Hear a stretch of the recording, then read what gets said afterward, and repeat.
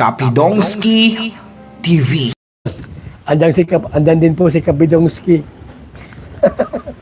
Kaya taga ano si Kapidongski, padada yan eh. Nabudunsor, Kapidongski. Kapedongski, shout out.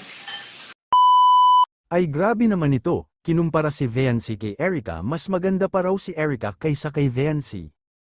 Yan ay sama-sama nating tutukan mamaya mga kalingap.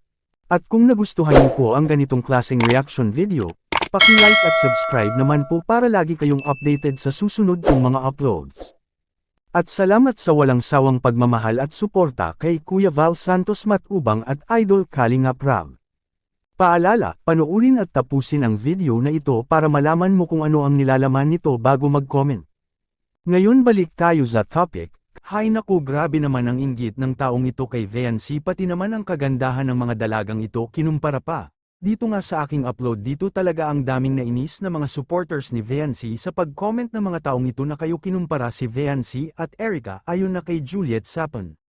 Mas maganda si Erica dyan, at dito nga may mga ilang mga nag-comment tungkol sa sinabi ni Juliet Sapon. Juliet Sapon, doon ka kay Erica mo. Juliet Sapon, ba't andito ka? Juliet Sapon, doon ka sa Erica mo, naligaw ka yata. TEDC ito.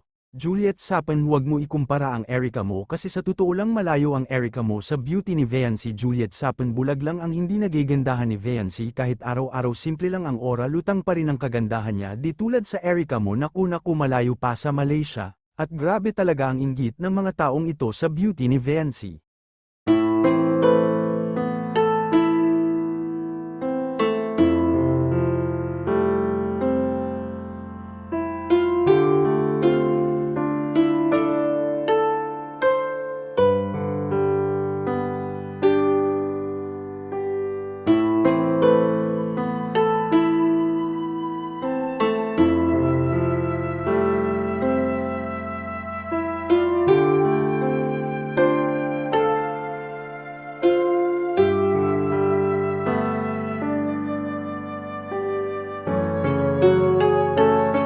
Hindi talaga natin maiwasan na may mga taong ganito ang isip kahit walang ginawa sa kanila ang beauty ni Viancy, magbibigay talaga sila ng komento, halatang halata talaga na may mga inggit sa kanilang mga puso at isipan ang mga taong ito.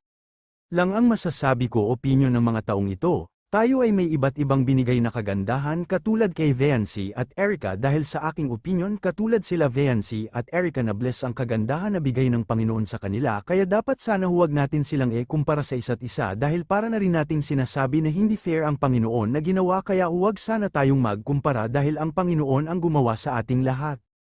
Kaya Viancy at Erica, ipagpatuloy nyo lang kung ano kayo ngayon, hayaan nyo ang mga taong ayaw sa inyo. Kayo mga idol, anong masasabi ninyo sa mga bidyong ito? Comment down below at ating pag-usapan. God bless mga idol. Close my eyes and visualize you right by my side. You're my dream girl, living in my dream world. I'll be in love with you, please don't wait me. Jowa ka lang, ex na ako. Nagawa na namin lahat. Wow. Uulitin na lang sa'yo.